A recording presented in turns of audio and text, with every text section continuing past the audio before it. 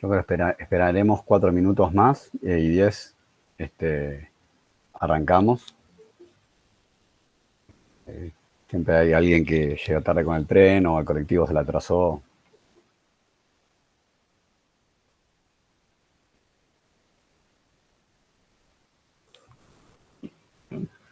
O está lenta la banda ancha, yo qué sé. Dije eso y parece haber llegado un colectivo con varias personas.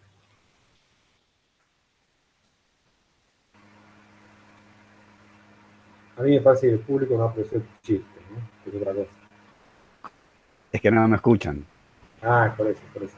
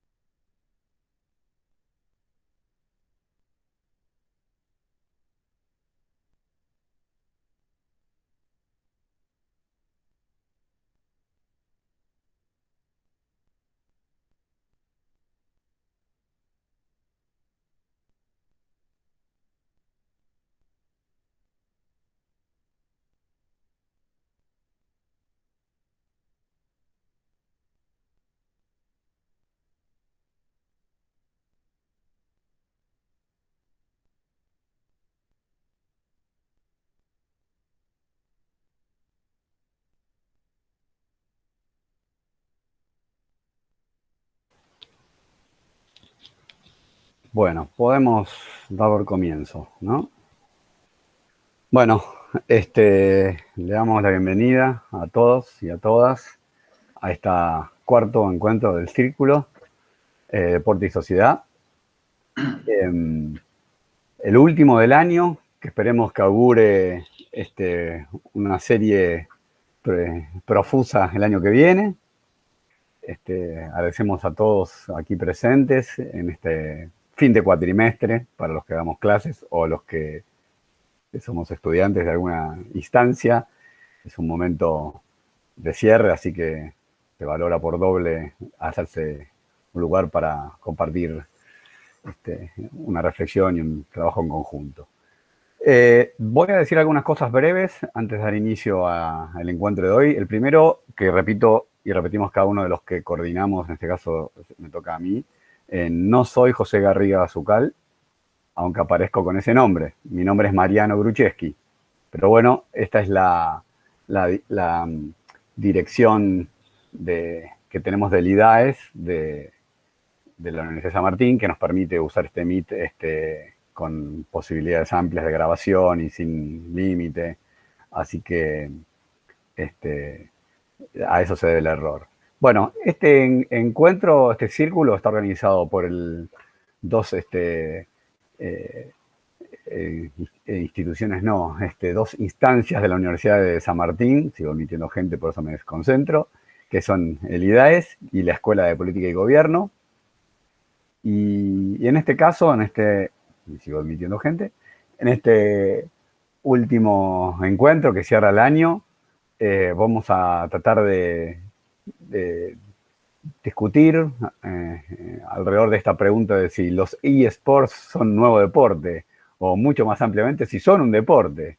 Es un tema que quienes, no sé, nos dedicamos a la sociología del deporte y damos clases en algunas instituciones, lo trabajamos muchas veces, genera enormes y muy productivas polémicas.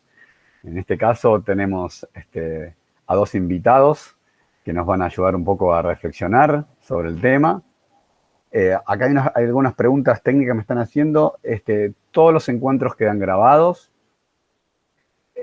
Para acceder a la grabación tienen que tener un usuario y contraseña de acceso al campus virtual. Estos usuarios y contraseñas no los generamos nosotros, con lo cual alguno puede decir, a mí todavía no me llegó el usuario. Yo creo que para Navidad van a tener todos su usuario y contraseña. Yo me voy encargando de hacer el seguimiento y hay que mandarlos los mandamos a Secretaría Académica, que a su vez me imagino que lo manda a campus virtual, y ahí está todo ese delay, pero el material va a estar disponible para todos. Por ahora nos estamos comunicando por esta dirección del Centro de Estudio del Deporte, por los cuales les envío, se le ha enviado información, y así que bueno, por ahí nos seguimos contactando, estamos respondiendo, como diría Mercado Libre, tiempo de respuesta promedio 12 minutos, 14 minutos, quiero decir, estamos en un buen tiempo, ¿no? Bien, bueno, me gustaría primero que Julián y Agustín se presenten, y después me gustaría compartir con ustedes un pequeño audio de 5 minutos, esperemos que funcione la tecnología, que me parece que va a ser un lindo disparador para después transcurrir la charla. Así que sí, si querés, Julián, empezá para hacerte una breve presentación. Buenas a todos, ¿cómo están? Bueno, yo soy Julián Gop. En primer lugar, quiero agradecer por la invitación a Diego, a Mariano y bueno, a todos los presentes. Yo soy becario doctoral del CONICET, estoy haciendo mi tesis doctoral específicamente sobre deportes electrónicos. Yo anteriormente soy antropólogo, hice mi carrera de grado en antropología y investigué juegos de rol online. Mi perfil viene por el lado, mi llegada a los deportes electrónicos viene por el lado del juego, así que capaz hay algunas cosas de lo deportivo que soy capaz más nuevo. Y bueno, y eso, trabajo en el Instituto Gino Germani, bajo la dirección de Carolina Dweck, que ya trabajó con tecnologías y juegos y niñez. Así que eso. Mi pregunta de investigación va específicamente por las trayectorias biográficas de los jugadores y las jugadoras profesionales de videojuegos en Argentina. Bueno, buenísimo. Agustín. Bueno, ¿qué tal? Un saludo a todos. También agradezco a Mariano y a Diego por la invitación. Y a Juli también por compartirlo con él. Bueno, yo soy psicólogo, soy por la UBA, psicólogo deportivo. Trabajo en eSports hace unos 3, 4 años más o menos, creo que 3 años. Arranqué primero en DEVA, sí, la Asociación de Deporte Electrónico y Videojuegos de Argentina, como director de investigación. Y después en comisión directiva, después dejé de estar en comisión directiva y bueno, en el medio también trabajando con algunos clubes desde aquella época. Ahora estoy como psicólogo deportivo de Leviatán y de Procyon, son 2 clubes que están compitiendo actualmente acá en Argentina. Y fundé AppMind, que es una consultora de psicología del deporte para esports. Básicamente son unos cuantos colegas que están trabajando conmigo, no en el mismo club, sino en diferentes clubes, pero la idea es un poco llevar la disciplina a los esports.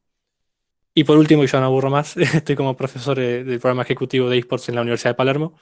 Hace ya unos 2 años que estamos, no, un año y medio ya, casi más se van a cumplir 2 años ahora. Estamos dando el curso ahí, ya con más de 120 egresados más o menos. Así que contento. Bueno, gracias, Agustín. Bueno, cuando habíamos pensado con Diego la dinámica de este encuentro, yo le había dicho que me hubiese gustado repetir una dinámica que hacemos en las clases, a veces de La Plata, de Sociología del Deporte o del curso de Deportea, que es jugar con una definición de deporte y empezar a preguntarse si tal cosa es deporte o no, bueno. Pero me encontré con un recorte de Radio Q, de un programa al que quiero mucho, Arqueros, goleadores, ilusionistas y goleadores, en la cual participan Gonzalo Bonadeo, Ezequiel Fernández Mur, Diego Berkovich, y en ese momento Ariel Sherk, colega, algunos son amigos, conocidos, a los que respeto mucho, y que me parece que es un recorte en el cual discutía, más bien Bonadeo se enojaba por esto de considerar a los deportes, a los eSports como deporte. me parecía que podía ser un buen disparador para que nos queden cosas flotando y después cuando los invitados expongan y venga el momento de las preguntas, pueda servirnos de insumo. Vamos a ver si funciona, porque acá uno prueba, aprieta compartir pantalla y Dios dirá, por lo menos lo tengo a Diego que por WhatsApp me va a dar un ok, porque una vez que uno comparte se olvida de todo. Son 5 minutitos. Bueno, voy para ahí, ¿eh?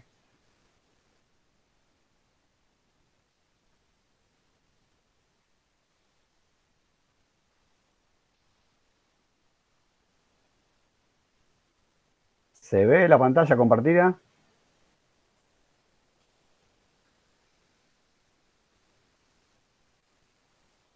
Sí, se ve. Bueno, acá estoy. Te hicimos todo que sí con la cabeza. Ni nadie respondió. Vamos al Lo sonido. que quiero es destacar lo que se viene ahora con los Juegos de la Provincia de Buenos Aires. Que están muy bien si se organizan sanamente, si los pibes tienen Los pibes no tenían ni zapatillas para competir, no tienen ropa para competir, pero se gastaban 20 palos verdes en la organización, un choreo a 4 manos. Ahora que se mantuvo la decencia de haber organizado de otra manera, menos influencia Se política, traba todo, ¿eh? parece algo que yo no quiero dejar de compartir. Ustedes saben que yo juego casi todos los días a la Play. Se escucha mal, ¿no? Podemos hacer, si quieren, un intento de apagar las cámaras y ver si funciona, y si no, mala suerte, pasamos a otra cuestión. Pero Mariano, más o menos algo se escucha. Quizás lo que convenga que lo dejes cargar y después, y una vez que está más cargado, lo das para atrás la notita y ahí se escucha mejor. Pero no veo que esté cargado. No veo un buffer de almacenamiento. No. Voy de nuevo. Y si no, mala suerte. Esto es ensayo y error. Si no, lo compartiremos después por un link. Lo que sí quiero es destacar lo que se viene ahora con los Juegos de la Provincia de Buenos Aires. Que está muy bien si se organizan sanamente, si los pibes tienen Los pibes no tenían ni zapatillas para competir, no tenían ropa para competir, pero se gastaban 20 palos verdes en la organización, un choreo a 4 manos.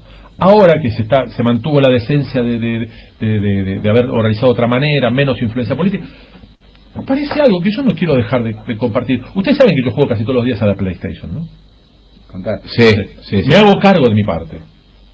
¿Sí? Ustedes saben que se incluyó en los Juegos de la Provincia de Buenos Aires y games, juegos en computadora, en consola. Por favor, muchachos. En los juegos bonaerenses. Sí. Fue noticia de ayer. No, muchachos. No confundamos modernismo con pelotudez. No confundamos redes sociales con hacer que los gordos seamos más gordos pelotudos. Saquemos a los pibes de ahí. Salvo que no puedan, o en todo caso que estén un rato, pero no. Y esto hay transferencias de jugadores de PlayStation, Ariel. En Argentina hay clubes que gastan guita en jugadores de PlayStation. Bueno, hay canales que transmiten partidos de PlayStation. Sí. Es muy loco. No, por favor, recalculen urgentemente. Eso es un programa oficial del gobierno bonaerense. Mirá, ayer yo no quiero meter la pata mal, pero hoy justamente vengo con los papeles equivocados. Pero déjame que pongan. Sí, hay que hacer, es un deporte que hay que saber hacer buenos movimientos con los dedos, con las manos. Te cansan los dedos, la articulación de los dedos. Pero no, es doloroso que se legitime eso. No el juego en sí. Estoy diciendo yo mismo, yo lo juego, me divierte jugarlo. Pero me muero de gordo pelotudo si no hago otra cosa que eso. Entonces no poder legitimar como si fuera un deporte. Me acuerdo un día cuando un chabón estábamos bajando en el Conrad, canchero el Conrad, con Carmela, y un tipo, sin mirarme, delante con un gato al lado, así, y una computadora medio abierta. Ya vas a tener que hablar de otro deporte vos, Silencio. Sí, vos, me estás hablando a mí. Sí, ¿de qué deporte? Póker. No sea boludo. Hablemos hablemos en serio. Pasaron los años, hay hasta canales, pero no es un deporte. No, puede jugarlo Ronaldo y Ronaldinho, pero no es un deporte. Bueno, esto tampoco es un deporte. Lo bueno será tener el registro de cuántos se anotan para lanzamiento de bala y los deportes electrónicos. Los deportes. No, pero es una pregunta interesante la que hiciste. Claro, eso es lo que hay que ver. Y después me parece, no sé qué piensa Ezequiel, pero yo creo que Ezequiel está de acuerdo, me parece que es discutible que haya financiamiento público para una actividad que no lo quiero poner a Ezequiel en el compromiso de repetir en qué consiste, pero es una extrañeza, ¿no? Sí. Más que extrañeza, digo, extrañeza es una palabra generosa que has encontrado en el amplio vocabulario para llamar a esto, ¿no? Porque esto, qué sé, no tenía ni idea de esto. No, yo no quiero tenerla, y la verdad que yo quiero ser justo, porque también, pues es bueno mencionarlo, están todos los deportes para gente, para discapacitados, tenés un programa fantástico, mira, para la gente mayor, tenés hinchón, tenés truco, ajedrez, buraco, está todo bien eso. Pero eso había, eso. Claro, está todo bien. No, bueno, a ver, antes estaba Scioli, tampoco vamos a corrernos por izquierda. No, pero digo, el programa estaba. Y con Dualde fue que se jugaban Federer y los Federer. Pero acá el tema no es exactamente, digo, si Scioli o Dualde o Domingo Mercante en su momento. Mercante, el creador ¿sabías del decreto de la construcción del Estadio Único de La Plata? De La Plata, Mercante. Sí, que tardó un poco, pero no es culpa de Mercante. Quien sea, incluía ciertas cosas, nos hubiera llamado la atención. Y otras, el ciclo de toda la competitividad bonaerense estaba dando vueltas siempre. Acá estoy. Nueva disciplina, cocineros bonaerenses, esto es para la gente grande, me parece fantástico. Muy bueno, como las clases, como cultura, jazz, tango, folclore, lo que tenga ganas. Pero entre las nuevas disciplinas, en la página oficial, los deportes electrónicos se suman a los juegos bonaerenses. ¡No hay deportes electrónicos! ¡No hay! El deporte es una cosa, lo electrónico es otra cosa. ¡No hay! La única salvedad de deporte electrónico que encuentro es la Wii. De todas maneras, es interesante. Por lo menos podés hacer un poquito de ejercicio. Para quien quiera buscar sobre esto, aquí hemos tenido en algún momento de visita a César Torres, el filósofo, que él ha trabajado sobre el concepto qué es deporte y qué no. Me daría pudor llamarlo, dado que es un tipo muy ocupado para preguntarle eso. Pero, porque qué sé yo, el tipo está pensando en la condición humana, me daría no sé qué. Pero yo comparto la perplejidad. La esencia, a ver, Ezequiel, la esencia de estos juegos, el origen de estos juegos, si bien se amplió a cuestiones comunitarias, es básicamente la escuela. Las distintas escuelas, privadas, públicas. El lugar de origen es ese. Después se esparce, aparecen otro tipo de organizaciones que participan y está buenísimo. Pero si hablas de escuelas y de clubes, si en algún lugar no hay que fomentar que se juegue una PlayStation, eso es la escuela, boludo. Claro, a ver, disculpame. Capaz que hay un choreo con la consola, con traer consola de afuera. No sé si hay choreo o no hay choreo. Yo la verdad creo que es tilinguería más que otra cosa. En eso me parezco mucho al abuelo. Claro. O voluntad de generar, captar atención. Por eso me pareció brillante la pregunta de Ido. ¿Cuántos chicos hoy se anotan? No sé, que yo no coincida con los postulados gubernamentales bonaerenses, que no coincida con una parte de la iniciativa, pero me parece muy bien que los juegos se mantengan. Maravilloso.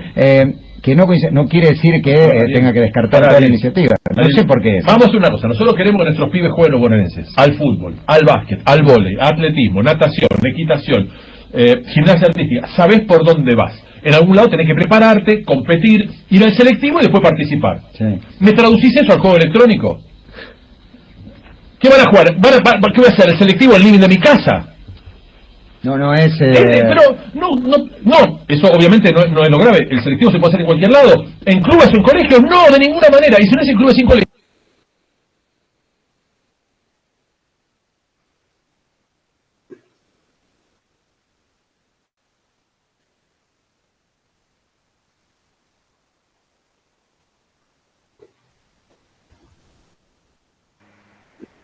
Bueno, podemos volver a la normalidad y a prender las cámaras.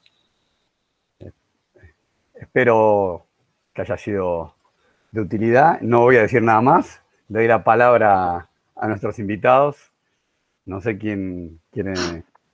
Julián, empezá vos, dale. Sí, Bueno, te agradezco muchísimo, no estaba al tanto de este segmento, de este programa de radio, que ya veo que tiene como 3 años, es del 2017, pero la verdad se me pasó y me resulta clave, porque a la vez es alguien que viene cubriendo periodísticamente deporte hace muchos años, bueno, tiene una trayectoria muy grande, pero aún así hay muchas cosas que, bueno, me parece que van a ir saliendo a lo largo de las exposiciones y de las intervenciones y, bueno, de lo que voy a desarrollar yo, que tienen que ver con los preconceptos que hay respecto a la actividad. Los preconceptos, los prejuicios que hay, por un lado, que tiene que ver más por el lado del juego, muchos tienen que ver por el lado de la tecnología. Ya el hecho de que se llame la Play es un deporte, de alguna manera, evidencia que el problema es lo tecnológico, y en un momento lo remarca muy bien, el deporte es una cosa, lo electrónico es otra. Y bueno, a ver, tratando capaz de traer un poco capaz de claridad, o cómo lo percibo yo, cuando hablamos de deporte electrónico, de lo que estamos hablando es de una competencia semiprofesional o profesional en videojuegos, ¿sí? No es que la Play como dispositivo sea el deporte, sino que la práctica competitiva de los juegos, y no de todos los juegos, adquiere ciertos rasgos de lo deportivo o se la considera como deporte. ¿Por qué hablamos en realidad de deporte electrónico? Hay algunas cosas que podemos rastrear en cuestiones históricas del surgimiento de esta práctica competitiva, que de vuelta, el centro tiene que ver con lo competitivo. Si estamos hablando de una competencia, por lo general, y esto es algo que se ve año tras año y es una tendencia creciente, de alto nivel. Si estamos hablando de un rendimiento muy grande. No es lo mismo como dice, bueno, en un momento yo juego a la Play, saben que juego a la Play todos los días, que la gente que se dedica a practicar y competir en deportes electrónicos es otro nivel, es otra forma de juego, es otra forma de encarar la actividad. Entonces, la cuestión histórica tiene que ver a principios del 2000, y esto es algo que van a encontrar en prácticamente, creo que cualquier artículo, que sitúan como cuna de los deportes electrónicos a Corea. Si bien es un hecho importante, y el hecho de que se llame deporte electrónico viene porque quedó dentro de la esfera del Ministerio, creo que era de Cultura, Turismo y Deporte coreano, la base es algo que ya existió en nuestro país, existió en distintas partes del mundo, que tiene que ver con esto.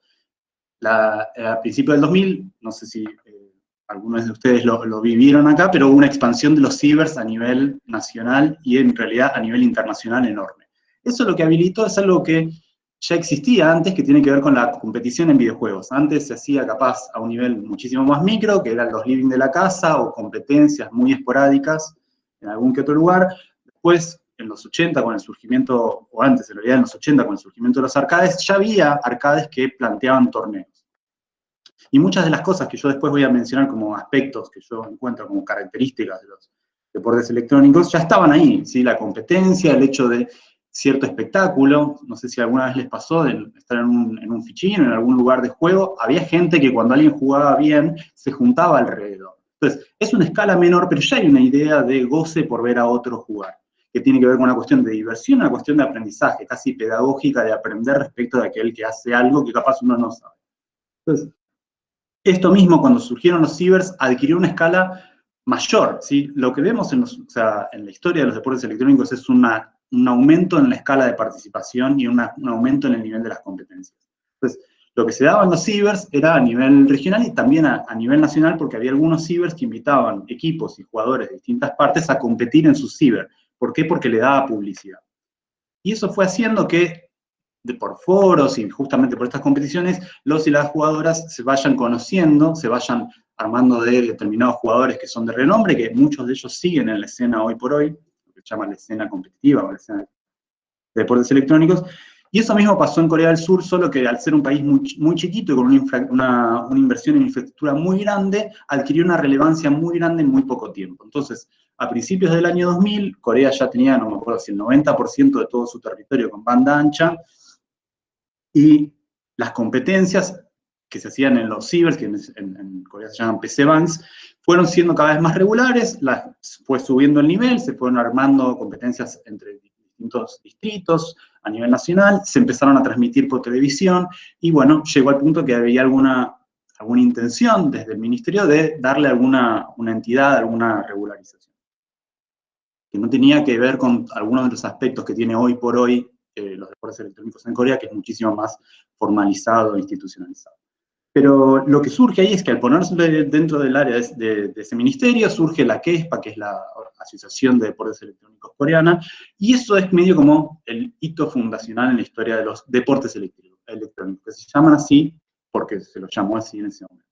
Pero después, hay mucha discusión respecto del término deporte electrónico, no solamente de cómo se escribe, esto ya, o sea, se le pone guión, si la S es mayúscula, si la E es mayúscula, si se le habla de e-games, que por lo general, y esto también tiene que ver con una cuestión de cómo se concibe la actividad, hablar de e-games de alguna manera es correr la cuestión del deporte y hablar de juego. Estamos hablando de juego electrónico y no de deporte electrónico. Entonces, por lo general tiene una carga de cómo se concibe la actividad.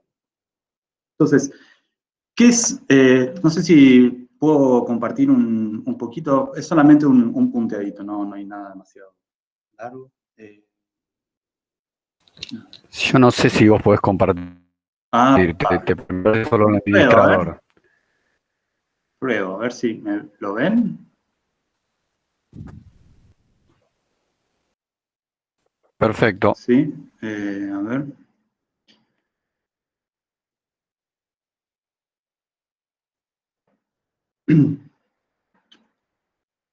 Bueno, entonces, esto creo que ya me adelanté, tiene que ver con la práctica competitiva de videojuegos, y estas son para mí las características principales de los deportes electrónicos, y que a la vez son lo que permiten que estemos más allá de esta cuestión histórica y anecdótica de los deportes electrónicos, que hablemos específicamente y que esto sea una discusión, no solamente que se da acá, sino que se da en otras partes del mundo, y que a la vez no solamente es una discusión, sino que ya, o sea, hay países que tienen algún tipo de regulación respecto de esto, algunos que no, algunos que intentaron y no prosperó, como es el caso de Argentina. Pero básicamente hay 4 grandes rasgos que para mí tienen que ver con esta idea de lo deportivo. Por un lado, la cuestión de la profesionalización. De vuelta, como medio discutiéndole a Bonadeo, no estamos hablando de una práctica como cualquiera de nosotros puede hacer, bueno, no sé si hay jugadores profesionales escuchando esto, pero cualquiera de nosotros puede hacer en el living de su casa, jugando como hobby, como pasatiempo. Lo que estamos hablando es, hay un pasaje de esa forma de jugar a una cuestión más profesional. Estamos hablando de no solamente un nivel de juego distinto, sino una predisposición respecto de la actividad distinta. Estamos hablando de analizar, de pensar estrategias, de pensar en una constante mejora de autosuperación, de rendimiento. Básicamente la idea de rendimiento creo que atraviesa toda la escena y sobre todo a los jugadores es algo que están muy preocupados respecto de lograr y de superarse. Entonces ese punto es para mí una cosa crucial. Y por otro lado, la cuestión de la profesionalización viene no solamente del lado de los jugadores y de querer superarse y de cómo se lo toman, sino también de los equipos, tratar de tener una infraestructura más grande. Cuando hablamos de deportes electrónicos, hay una estructura detrás de esto. No son, y esto es también importante, no es solamente un conjunto de chicos y chicas que se juntan a jugar, sino que estamos hablando de, por un lado, jugadores, por otro lado, estamos hablando de, por lo general, empresas o equipos que tienen a jugadores dentro del plantel, que pueden competir en distintos deportes electrónicos, y acá tengo que hacer una aclaración que no hice antes, y les pido disculpas. Cuando hablamos de deportes electrónicos, estamos hablando de videojuegos que no necesariamente son basados en deportes, ¿sí? No hay que confundir a los deportes electrónicos con los juegos de simulación deportiva, como, no sé, el FIFA. El FIFA es un deporte electrónico, pero hay otros juegos de deportes, como en un momento mencionan a la Wii.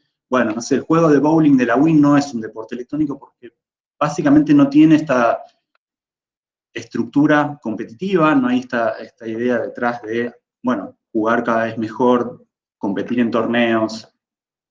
Entonces, volviendo a lo anterior, jugadores, equipos que contratan a jugadores o que tienen jugadores dentro de su plantel, que a la vez reciben dinero de sponsors, ¿sí? Estos jugadores compiten en competencias que ofrecen premios monetarios, representando a sus equipos. Y después hay otros actores que tienen que ver con, bueno, los desarrolladores de los juegos, que son empresas privadas, y esto mete algunas cuestiones que después podemos discutir respecto de lo complicado que es esto, que básicamente el deporte o el juego que se está practicando tenga un ente privado que controla prácticamente todas las características del juego. Pero entonces, estamos hablando de una estructura en la que hay jugadores, equipos, sponsors, organizadores de torneo, plataformas de transmisión de los partidos, la más conocida es Twitch, que es una plataforma de streaming, aunque vemos que los deportes electrónicos ya están presentes en los medios de difusión y comunicación, las plataformas, etc.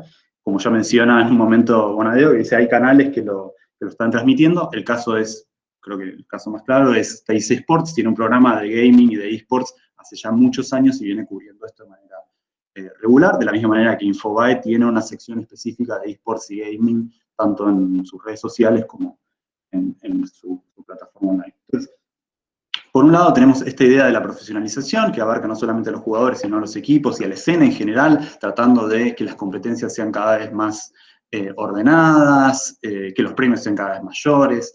También tiene que ver con la pata de la monetarización. No estamos hablando de gente que lo hace por solamente el pasatiempo, la idea de jugar, sino que hay una idea de volver esto tanto para la gente que está en los equipos, como los organizadores, como los jugadores, y sobre todo, yo lo veo en el caso de los jugadores, porque es con lo que trabajo, con los actores con los que trabajo, la idea de hacer esto un modo de vida, ¿sí? La idea de vivir, de poder jugar videojuegos. Entonces, la idea de monetarización se ve, cualquier nota que ustedes puedan encontrar por lo general arranca con esto, ¿sí? Los números que mueven en términos de aficionados, de espectadores, de dinero en premios, y que a la vez también es de alguna manera lo que legitima para muchos esta práctica en sí. Se ve claramente cuando fue el Mundial de Fortnite hace un año, que Thiago Lapp quedó quinto en el torneo y se llevó un premio de $900.000, básicamente casi $1 millón. Bueno, y ahí aparecieron, no solamente en los comentarios de la nota que aparecían, sino en Twitter y en las demás notas, esta idea de lo voy a poner a mi hijo a jugar y a competir. Entonces, la idea de que hay mucha plata dando vueltas es, por un lado, una realidad, y por otro lado, es también algo que cambia de ciclo esto. La idea de formalización tiene que ver con no solamente esta idea de que se va consolidando cada escena, los torneos son cada vez más regulares, hay una estructura de torneos no solamente a nivel regional, nacional o internacional, sino que empiezan a aparecer instituciones que agrupan jugadores, no llegan a ser un sindicato, pero están por ahí. Hay instituciones que se plantean como actores que hablan con el COI, y eso es una cosa que tuvo mucha relevancia hace un par de años, los debates entre el Comité Olímpico y la escena de deportes electrónicos. Y por otro lado, una cosa que me parece que es lo que en este año se vio de manera explosiva y que ya venía del año pasado, que tiene que ver con la espectacularización, que es básicamente no solamente que esto se transmite por internet y por medios, sino que hay mucha gente que ve a otro jugar. Y esto es una cosa que aparece también como objeción o como crítica de por qué verías a alguien jugar videojuegos en lugar de dedicarte a jugar. Que bueno, es algo que, bueno, mucha gente se dedica a ver fútbol y no lo practica, ¿no? Entonces es una cosa que está ahí. Entonces, a mí lo que me resulta interesante en los deportes electrónicos es esta idea o esta pregunta que genera respecto de lo deportivo, sobre las prácticas de los videojuegos, y que de alguna manera pone en tela de juicio algunos de estos prejuicios que hay respecto de los videojuegos y la tecnología. Entonces, algunas cosas que yo encontré, o que plantea Bonadeo, tiene que ver, bueno, por un lado esta cuestión de la obesidad, por otro lado la cuestión de que la tecnología se la ve muchas veces y los videojuegos como a todo o nada, ¿no? Como que ahora no podemos hacer que agarren los videojuegos porque no hago otra cosa más que eso, dice. Y bueno, pero no deja de mencionar en un momento que es la idea de diversión. Entonces estas cosas están ahí atravesando la cuestión de los videojuegos, los preconceptos respecto de que hay sobre la práctica de videojuegos, que tiene que ver, algunos que se arrastran con la idea de juego, que tiene que ver con esta actividad improductiva, poco seria, y que justamente en la medida en que aparece la monetarización cambiaría de signo. ¿Y cómo siguió? Hace muchos años esta idea de deporte era algo que para los deportes electrónicos resultaba medio crucial. ¿Por qué? Porque justamente teniendo en cuenta todos estos preconceptos y esta idea ya desde el sentido común que hay respecto de los videojuegos, el hecho de que se lo reconozca como deporte y que específicamente el Comité Olímpico lo reconociese y fuese una disciplina olímpica, era algo que se buscaba. ¿Por qué? Porque da legitimidad. ¿Sí? Daba una legitimidad a decir, bueno, ok, si el Comité Olímpico dijo que es un deporte, esto ya está, se acabó esa discusión, nadie más me va a criticar por hacer esto que hago, porque básicamente eso todavía existe. Entonces, hubo un primer momento en el cual desde los eSports había un intento más o menos regular, principalmente desde la ISF, que es la International Esports Federation, que es una especie de Asociación Internacional de Deportes Electrónicos, que trataba de que el COI se sentase a hablar y a discutir esto y básicamente se lo reconozca como deporte. Esto por lo general fue, en algunos casos muy esporádicamente, era como directamente algún comunicado sacaba del COI diciendo de ninguna manera, y en el año 2017 y 2018, sobre todo en el año 2018, el COI tuvo un acercamiento a esto. Básicamente porque los números de los deportes electrónicos no pararon de crecer desde que surgieron. Y se sabe, y esto no son palabras mías, sino palabras de gente del COI, que hay un intento desde el Comité Olímpico de hacer a los Juegos Olímpicos y al movimiento olímpico, como lo llaman, cada vez más atractivo o más atractivo a los jóvenes. Entonces, conociendo que los deportes electrónicos son esto también es una cosa que aparece ahí, que a veces se habla de escena, a veces se habla de industria, a veces se habla de ecosistema de los deportes electrónicos, es un target específicamente joven, ¿sí? Es una población muy joven o mayoritariamente joven, entonces el COI lo empieza a ver con otros ojos porque ve que es una forma de llegarle a un público que progresivamente ven que está menos interesado en los Juegos Olímpicos. Y esto no solamente lo ha hecho con los deportes electrónicos, no son la excepción, sino que este año incluyeron el BMX, la escalada, había varios juegos, varios deportes que estaban ahí, que fueron incorporados recientemente y que estaban ahí otros en discusión respecto de su incorporación. Entonces, en 2018 hubo una serie de charlas entre gente de la industria de los videojuegos y el COI respecto de esto. Muchas de ellas sucedieron en el evento de los Juegos de la Juventud que se hicieron acá. Hubo todo un foro que era Olimpismo en Acción y hubo varias charlas respecto del futuro del deporte con gente de los deportes electrónicos. Lo que sucedió es que, y esto lo planteo como tercer momento, es que, bueno, ahí hubo diálogo. Hay una parte de la comunidad que ya, y de la escena, y gente vinculada a la industria, que ya no ve como tan necesario meterse dentro de una estructura tan grande, con tanta reglamentación como es el COI, porque para ellos ya no hace falta que venga alguien y nos diga que esto es deporte, porque la gente ya sabe que lo es, la gente se comporta como que lo es, y básicamente podemos existir sin toda esta parte, que de alguna manera capaz según este pensamiento, nos constriñe más de lo que nos brinda, ¿sí? No le suma en términos de números o de población, capaz sí, a los videojuegos o a los deportes electrónicos meterse dentro de los Juegos Olímpicos. Para ellos esto va a seguir creciendo independientemente de que se reconozca o no, capaz se ve con otros ojos. Tiene que ver de vuelta esta cuestión de la legitimidad. Pero de alguna manera ellos sienten que los números ya legitiman la actividad. Y esto no lo digo yo, sino que fue en palabras del representante de deportes electrónicos de Intel, que estuvo dentro de los foros, que lo planteaba directamente así. O sea, la gente va a decir qué es deporte y qué no. Y dentro de unos años vamos a mirar esto para atrás y vamos a decir qué les pasaba que estaban pensando. Obviamente es deporte y les pasaba que estaban discutiéndolo siquiera. Entonces, el presente es de negociación y la duda futura es respecto de esto. Bueno, ¿qué sucede? Si se los va a contemplar o no.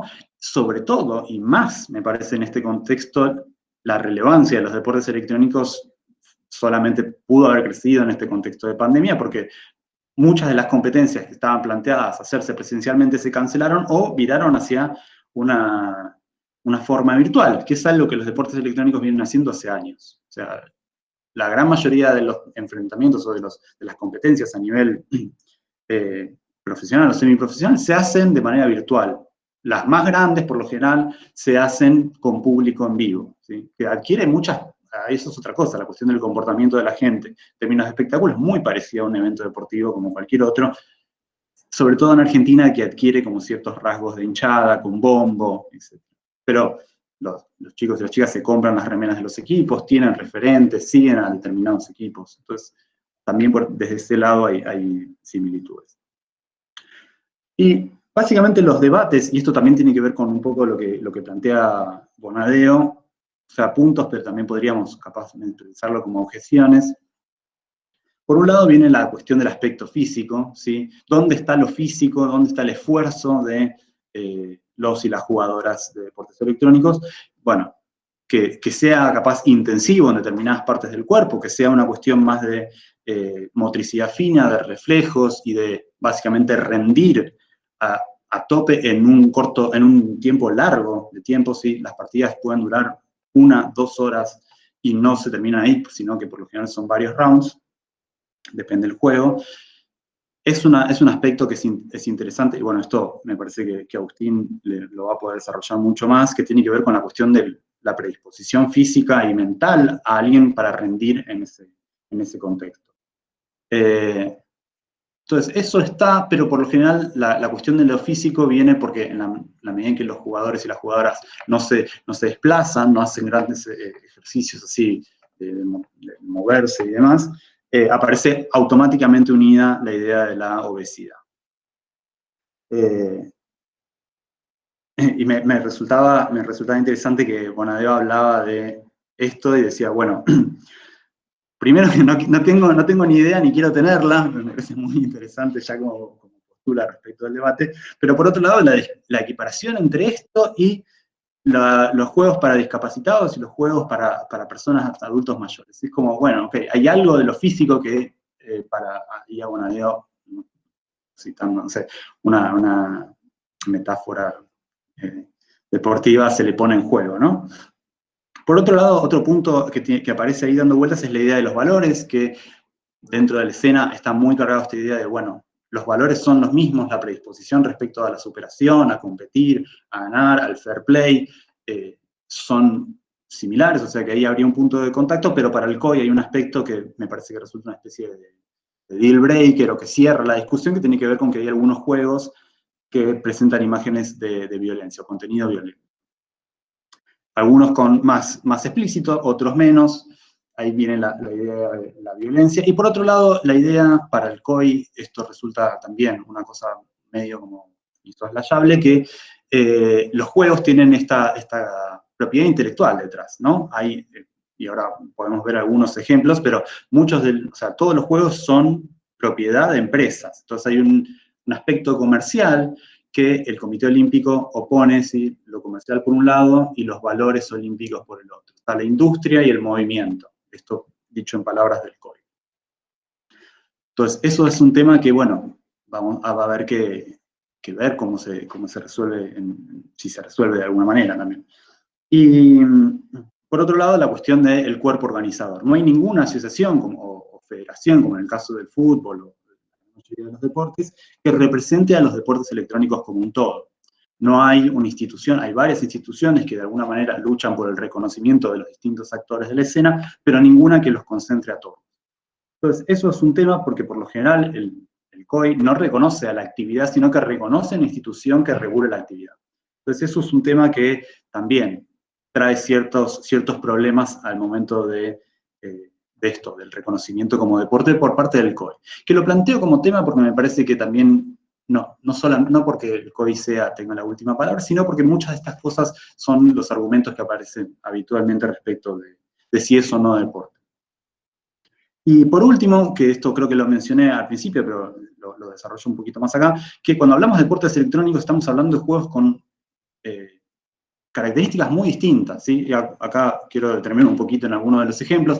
El caso más paradigmático, el League of Legends, estamos hablando de un juego de equipos 5 contra 5 que se disputan el control de un mapa, hay 100, no sé si ya están 190 o casi 200 personajes para elegir, cada uno con sus habilidades, sus características y sus estadísticas absolutamente únicas, así que esta idea del récord y la cuantificación que hay por lo general asociada al deporte, en los deportes electrónicos se estalla. Está como muy exacerbada. Pero también vemos sobre la esquina inferior izquierda que está el sponsor, están Esto es como la pantalla que uno puede ver si estuviese viendo un partido, por lo general ve esto con alguna cámara que enfoca a los jugadores. Este es el dominio, este es el control del mapa que disputan los dos equipos, y 5 contra 5 tratan de derrumbar el nexo que está en la esquina opuesta. Y sobre esto hay infinidad de estrategias, infinidad de formas de juego distintas, que básicamente los jugadores tienen no solamente que conocer, sino que analizar respecto de sus contrincantes, cosa de poder, bueno, saber cómo jugar y tratar de ganar. Pero acá, como capaz la temática es muy fantasiosa, hay personajes muy distintos, estamos hablando también de un juego de equipos. Acá, bueno, el caso del FIFA, esto es la final, creo que es un par de años entre Nicolás Villalba y un jugador, creo que es, ahora no me acuerdo de qué país, pero solamente lo pongo un segundo para que, aún si uno piensa en, no sé si se ve bien ahí o lío, pero uno dice, es como jugar a la pelota. No, es algo completamente distinto. Si uno ve esto como una actividad separada del fútbol, va a encontrar que no tiene mucha relación. Hay el movimiento de los jugadores, la forma de hacer jugadas y la forma de cómo está pensado el juego ya es muy distinto a un partido de fútbol. Sí tiene las reglas detrás, está analizado en el fútbol, pero es otra cosa. Este me parece que es el ejemplo más fácil de contemplar. Bueno, este partido es una locura, si pueden después búsquenlo porque es muy interesante. El Fortnite, este es otro juego, este juego es individual, por lo general es en un servidor con 50 o 100 personas más, que todos compiten por ser el último en quedar en pie, es lo que se llama un Battle Royale, con la particularidad de que el Fortnite, a diferencia de otros juegos, tiene toda esta idea de construir estructuras que de alguna manera o permiten cubrirse o permiten algún tipo de ventaja táctica. Y es un juego que también lleva bastante tiempo jugar, a pesar de que es como muy rápido en términos de reflejos y demás. Porque bueno, básicamente son 50 o 100 personas. Este creo que es uno de los más conocidos a nivel nacional, que es el famoso Counter. También es un juego de equipos, muy táctico, en el que hay un equipo que controla a los terroristas, un equipo que controla a los antiterroristas, y después cambian de bando. Por lo general se juega a 3 mapas o un mapa, que también cada mapa tiene, es lo que aparece en la esquina superior izquierda, cada mapa tiene muy codificado cada zona, entonces se habla de, bueno, y esto es algo que se comunican en los jugadores todo el tiempo, porque es algo que da básicamente algún tipo de poder coordinar acciones en conjunto, de la cuestión táctica y de estrategia, que es, bueno, está en baranda, está en terraza, todo eso está muy codificado, los mapas están pensados de una manera que justamente permiten ese tipo de estrategias. Pero este es uno de los juegos que, aún si el día de mañana el COI reconoce como deporte, me parece que va a llegar último, porque estamos hablando de armas de fuego, estamos hablando de sangre, y básicamente de personajes y de imágenes realistas, que es todo lo que el COI no quiere. Y yo hice esta selección, que son básicamente con los que trabajo yo, con los que investigo yo. El último es un juego de cartas, individual, por turnos, muchísimo más lento en términos de dinámica, y mucho más similar al ajedrez, que por lo general es algo que aparece mucho en las discusiones respecto de los deportes electrónicos como deporte, que los otros que veíamos. ¿Sí? Esto es muy parecido al juego Magic the Gathering, no sé si alguno de ustedes lo conoce, pero también estamos hablando de un juego de cartas en el que cada jugador se construye su mazo y a través de distintas estrategias trata de derrotar al otro personaje. Esto es una competencia en la que hay un jugador argentino. Eso me parece que son como pantallazos lo que yo quería presentar. Me parece que espero ansioso sus preguntas y sus intervenciones, porque me parece que hay mucho para seguir charlando. Bueno, muchas gracias, Julián.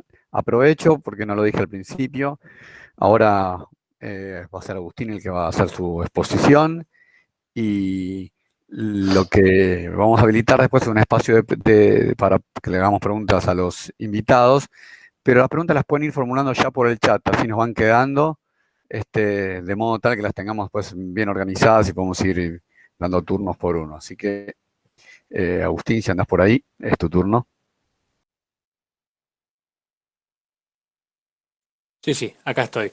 Bueno, ¿qué decir un poco? ¿Se escucha bien? Primero que nada. Sí, Genial. Bueno, primero, ¿qué decir después de la clase o de la masterclass de Juli? Porque la verdad que dijo, es una introducción muy concisa de todo lo que es la industria de los esports actualmente. Sí se me fueron ocurriendo sí, algunas cositas quizás mientras él iba hablando, pero la verdad que, que muy preciso en todo lo que fue diciendo. Yo una de las cosas que estaba justamente pensando ahora mientras pasaba la imagen del counter es, yo cuando era más chico también competía en vóley, yo jugaba al vóley en Banfield, durante muchos años de hecho llegué hasta sub 21 y digamos, uno en esa época, no sé si alguno de ustedes habrá practicado deporte de chico o si seguirá practicando deporte a día de hoy, pero uno siempre tenía esa ilusión de cuando entraba a la cancha imaginarse siendo el mejor jugador de la actualidad. No sé, si uno juega a la pelota o al fútbol con sus amigos, y fantaseaba siendo Maradona, o siendo Messi, o siendo Ronaldo, etc. Bueno, lo llamativo es que con los esports pasa lo mismo, ¿sí? Me pasa a mí, siendo ya una persona más bien grande para la escena, con 29 años, pero le pasa también a los chicos, ¿sí? Nosotros entramos a jugar Counter-Strike y entramos a jugar en un mapa como Mirage y fantasías, siendo Fallen, o siendo Simple, o siendo Meister, que son grandes jugadores de la escena internacional. Y así como esas cosas, hay un montón de cosas que son muy similares eh, entre el deporte electrónico y el deporte tradicional. Pero también una cosa que quizás sí no mencionaba Juli, que sí la traigo un poco, es tratar de entender un poco de dónde vienen los esports y de dónde viene el deporte tradicional, porque a veces eso nos ayuda un poco a clarificar algunas cuestiones de qué es de lo que estamos hablando y de qué estamos debatiendo. Primero y principal, pensamos en el deporte como algo que viene de la tradición, ¿sí? Por ejemplo, el fútbol o el rugby vienen de una matriz más o menos parecida, era el mismo deporte en el Reino Unido que después se diversificó en dos deportes diferentes, pero vienen de una tradición y nadie era dueño de la pelota, ¿sí? Era algo más que nada cultural que después se convirtió en algo competitivo y que después se institucionalizó. Pero los esports vienen de otro lado, los esports vienen del- de lo privado, ¿sí? Y viene de la idea de ganar un dinero con la venta del producto que era el videojuego en su momento. No nació de la tradición, ¿sí? Entonces, es una inversión en el orden de las cosas y de cómo se van generando las cosas, porque cuando hablamos del deporte tradicional, casi todos tienen esta base de tradición y una base social muy grande y comunitaria muy grande. Los esports es como que van hacia eso, pero desde otro lado. No es esa la base. Como decía bien Juli, acá los dueños de la pelota son las empresas creadoras de los videojuegos y las empresas que están relacionadas al ámbito competitivo, ¿sí? Como decir ESL, por ejemplo, o DreamHack o StarLadder, que son grandes organizadores de torneos a nivel internacional, y también hay algunos acá a nivel nacional, ¿sí? Como temporada de juegos o LVP, etc.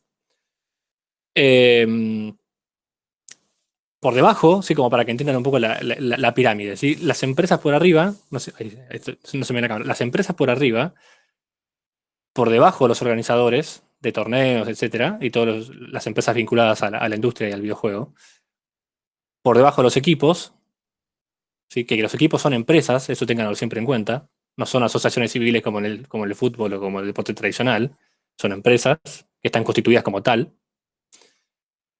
Por debajo de los jugadores, y por debajo lo que nos está faltando es toda esta matriz social y comunitaria que estamos buscando, ¿sí? Que actualmente está en los fanáticos que observan estos partidos o que compiten entre sí como amigos, si se quiere, pero nos falta un poco esa matriz formativa, que es la que yo siempre vengo hinchando un poco con los clubes, diciéndoles, che, denle un poco más de bola a esto, que es más que nada como una lucha, una utopía mía en algún punto, ¿no? Porque yo entiendo de dónde viene, entiendo que es una pata privada y que los clubes, como empresas, antes que nada tienen que asegurarse la estabilidad financiera como para poder hacer que su club crezca, que crezca su base de fanáticos y que, bueno, que vaya progresando el club como tal.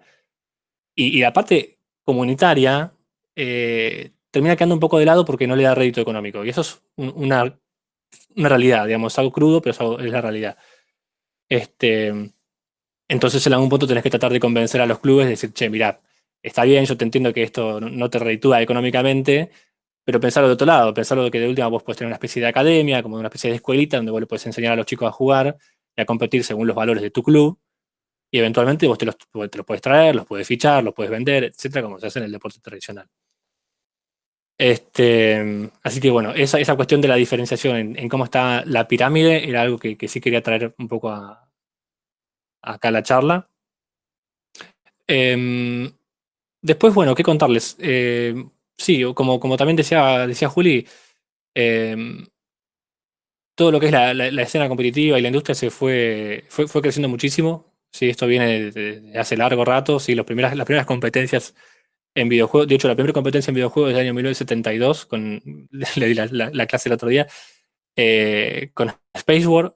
Y después se fue dando con otros torneos más en los años 80, sobre todo al principio de los años 80, con la Konami Track and Field, con torneos de Pac-Man, cosas por el estilo. Después se daba mucho, sobre todo, también los años 80 y 90, en lo que es el arcade, con la salida de Street Fighter 2, empezaron a haber figuras que fueron icónicas para lo que es la competencia en videojuegos, ¿sí? Como Tomohira, como Thresh Fong, como Fatality, son toda gente. Le van a sonar nombres que son súper extraños, pero para el que está más o menos metido en el ambiente, sobre todo de Estados Unidos, lo van a reconocer. De hecho, han llegado hasta cadenas de televisión, en los años 80 estoy hablando, no estoy hablando ahora, a transmitir competencias de videojuegos en arcade. ¿Sí? De hecho, si buscan en YouTube van a encontrar este ejemplo que les comento.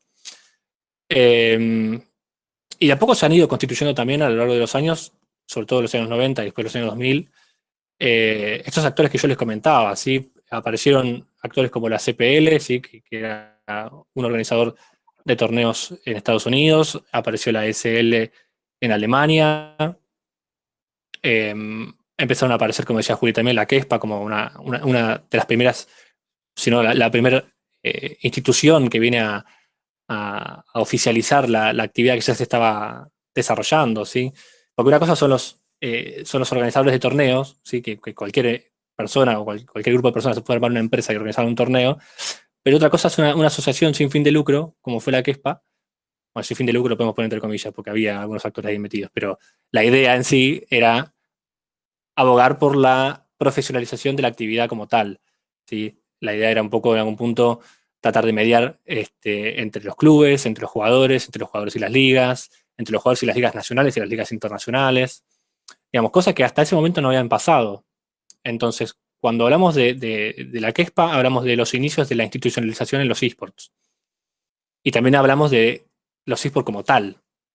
Porque hasta ese momento, yo siempre cuando hablo con los alumnos les digo, bueno, para ustedes, ¿cuándo arrancan los esports? Arrancan con el primer torneo en los años 70, arranca con el premio más grande que hubo hasta el momento, por ejemplo, la Red Annihilation del año 96 con el Quake, ¿sí? con una Ferrari como premio, o arranca a partir de que hay una institución que está avalando la actividad como tal. Bueno, y ahí se va dando un poco una discusión, ¿no?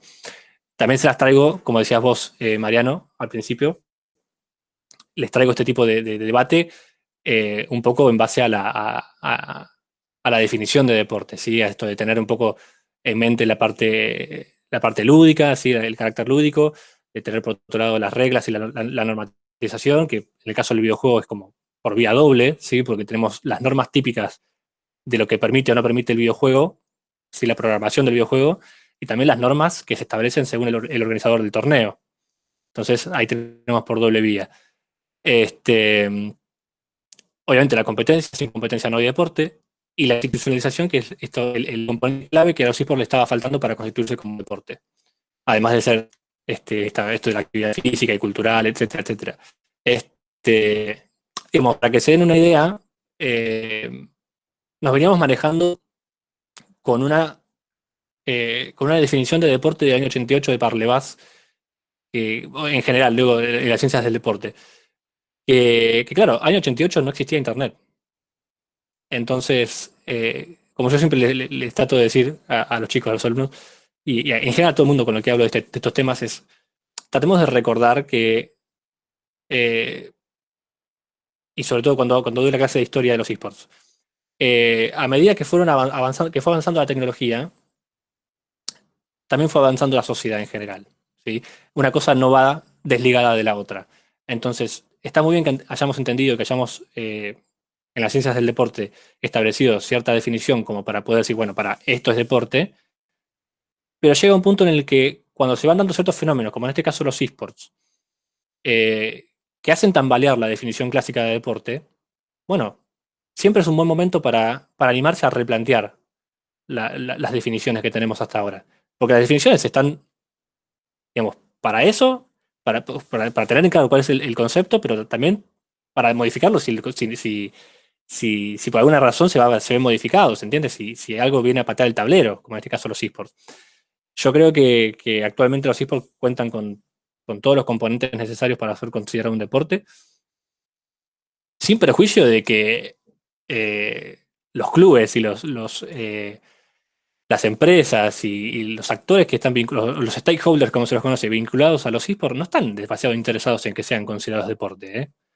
O sea, en general, se suele pensar de que no, sí, porque todos los que juegan videojuegos y todos los que juegan, los que son competidores en esports, todos quieren que sea deporte. No es así.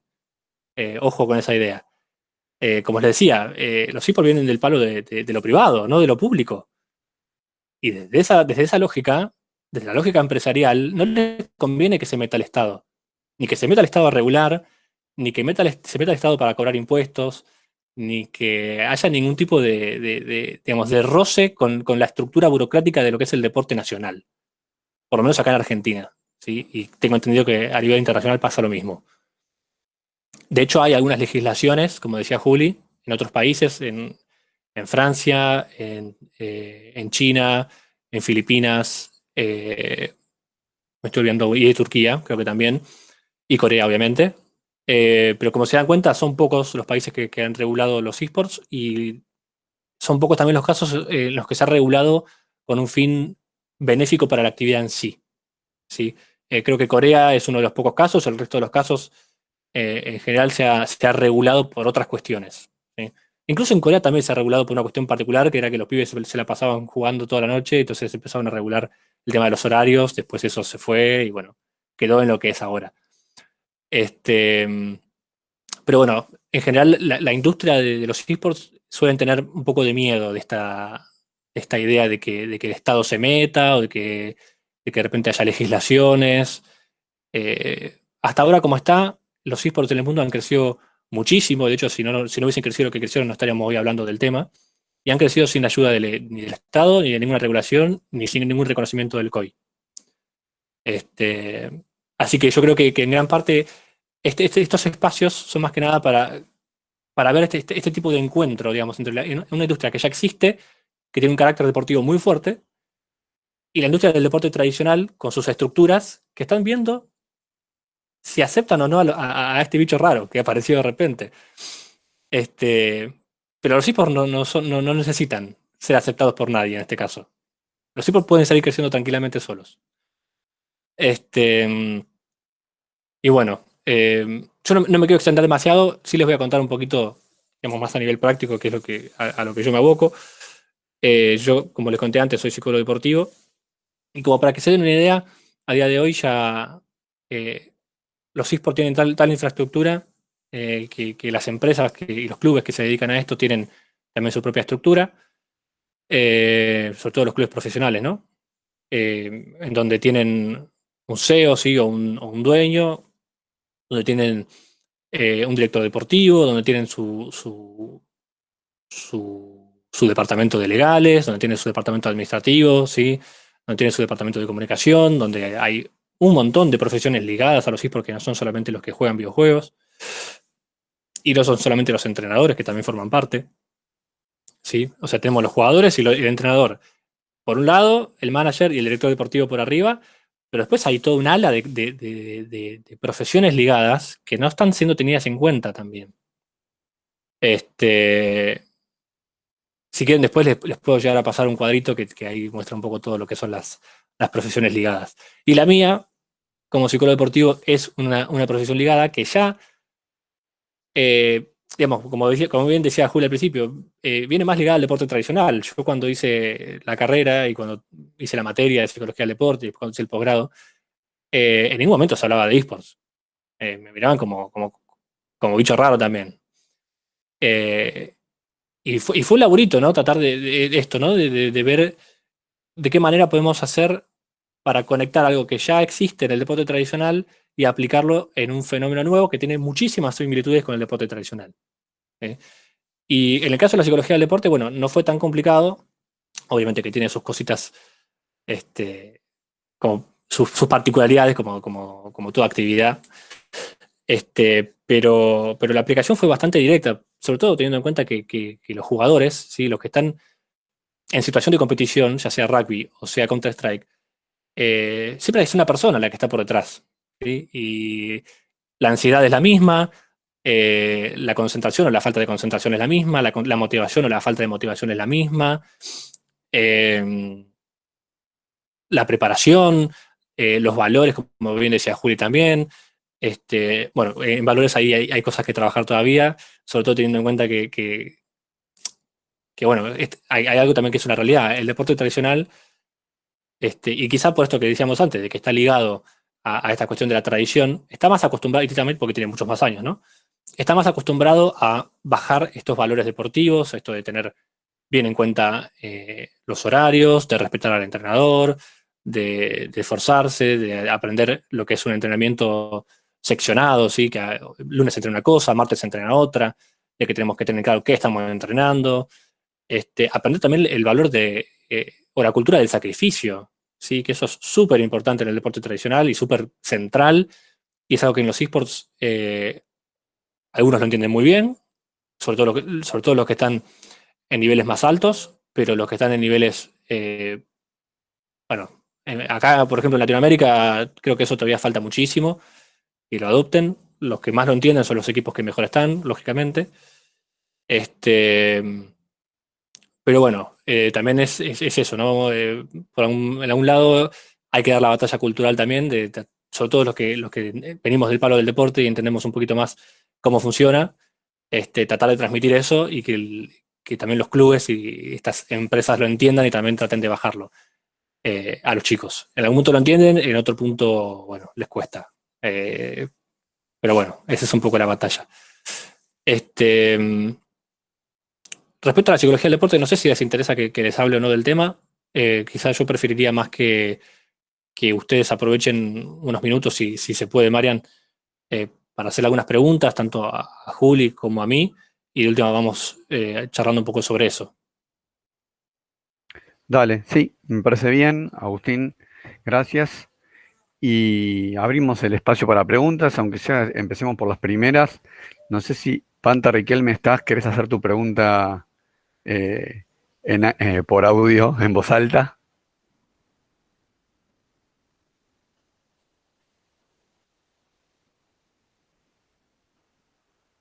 Su atención, por favor, se solicita la presencia. ¿No? Bueno. Martín Álvarez, que tiene otra pregunta sobre el tema de género. Hola, ¿cómo andan? ¿Cómo va, Martín? ¿Todo bien? Bien, ¿vos? Quiero decir que soy seguidor de los memes de Julián. Sube unos memes espectaculares en Instagram. No, mi pregunta era sobre yo trabajo sobre el fútbol femenino, así que estoy interesado en temas de género, ¿no? Y bueno, como un poco relacionándolo con el ajedrez, que varias personas lo relacionaron, porque el ajedrez, por lo menos hasta donde yo recuerdo, estaba segregado por género, ¿no? Y uno se preguntaría, ¿por qué? Entonces, preguntar cómo está organizado, digamos, si es una discusión que se da o de qué manera en los esports, básicamente. Para mí eso es otra cosa que no mencioné, pero es un gran punto de contacto entre los esports y los deportes en general, los deportes hegemónicos o tradicionales, que tiene que ver con justamente que esto sea un tema, o sea, estar hablando de la inclusión de las mujeres, cómo es la participación de las mujeres dentro de los esports, es algo que está en plena discusión y que a la vez se da todavía más, con más razón porque en los esports no hay esta cosa de diferenciar en términos de categoría por una cuestión de peso o fuerza física, sino que no hay motivo para separar entre mujeres y varones, que de hecho no lo está.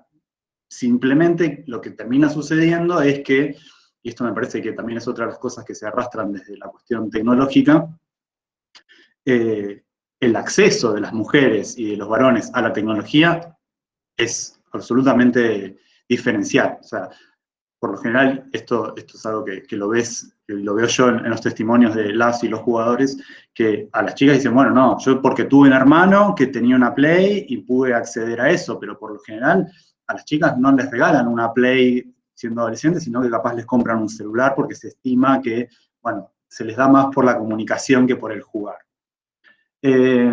Entonces, ese hecho, esa tradición, de alguna manera tecnológica, hace que, bueno, el acceso sea distinto, entonces hay menos cantidad de chicas que juegan, lo cual hace que también sea más difícil de entrar a las comunidades, y a la vez las comunidades, como son mayoritariamente de varones y vivimos en una sociedad machista, tienen esta idea de expulsar. Entonces, no solamente, cuando se habla mucho de toxicidad, que es una palabra complicada, pero se habla de toxicidad en la escena de los deportes electrónicos, que me parece que también es algo que está a nivel sociedad, pero que es esto, de alguna manera las chicas sienten que tienen que superar una barrera y que por lo general también el error es automáticamente asignado a su condición de mujeres y no a un error, que, o sea, los varones cometen errores todo el tiempo, pero no es porque sos varón.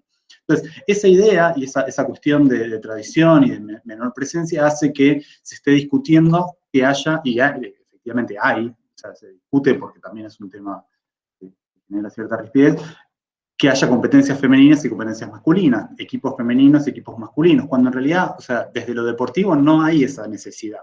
Pero, y esto es la cuestión, en la medida en que hay una diferencia de acceso a las chicas y a la comunidad en general, me parece que la hace muy bien, poder encontrar chicas que juegan a un nivel competitivo y encontrar referentas dentro de eso. Entonces, de alguna manera, y estos son argumentos que se esgrimen en contra, decir, bueno, pero si siempre juegan entre ellas, nunca van a estar al nivel de un varón.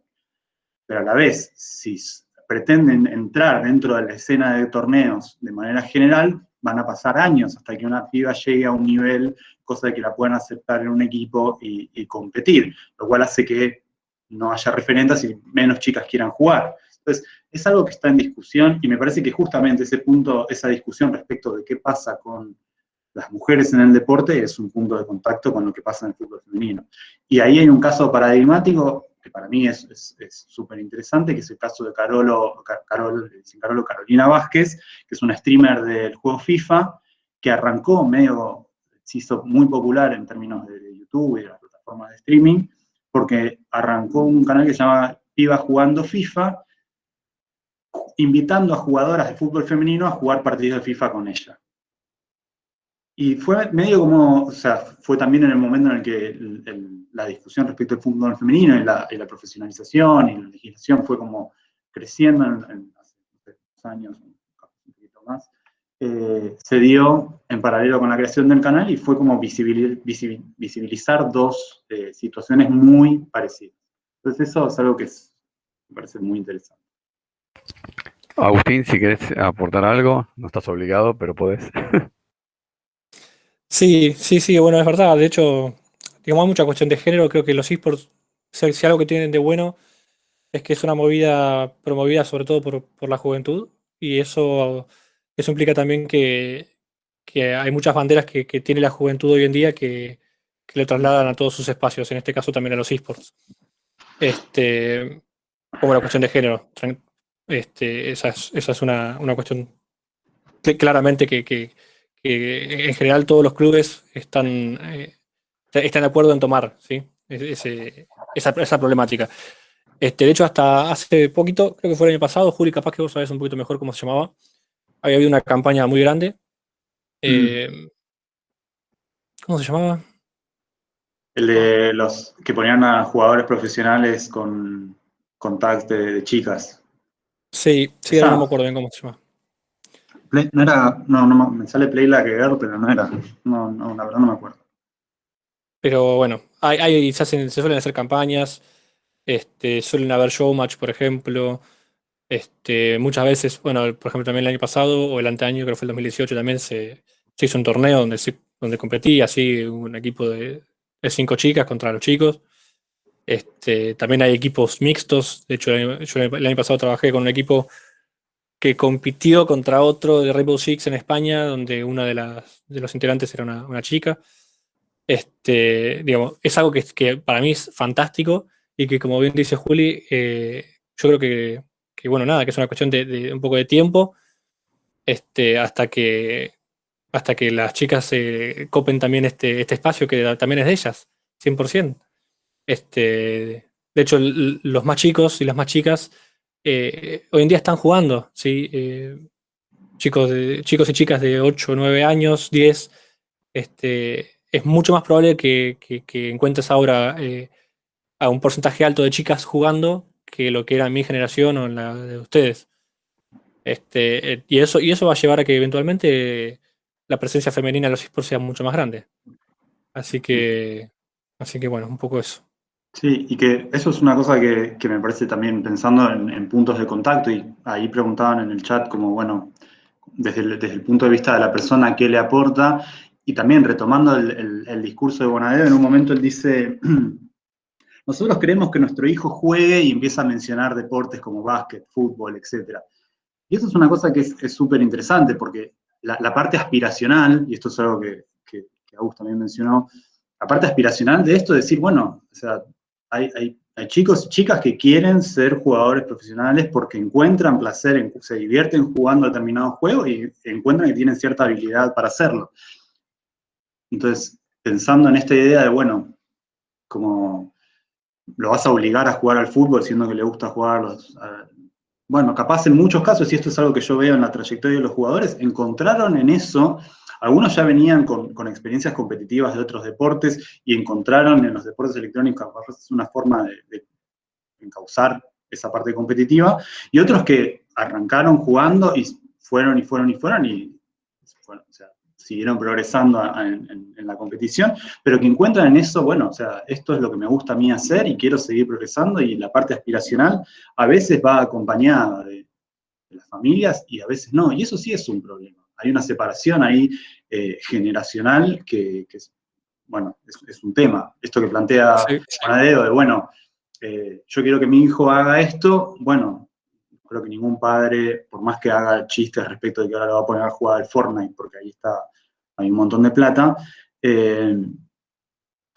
sea, de alguna manera es como reconocer el deseo que tiene el pibe o la piba de decir, bueno, me quiero dedicar a esto y me gusta, y bueno, y acompañarlo en eso, pues si no, hay una separación, y ahí sí creo que hay un problema. Sobre todo porque, como dice Agustín, hay la esfera o la escena hoy por hoy de los deportes electrónicos es mayoritariamente de entes privados.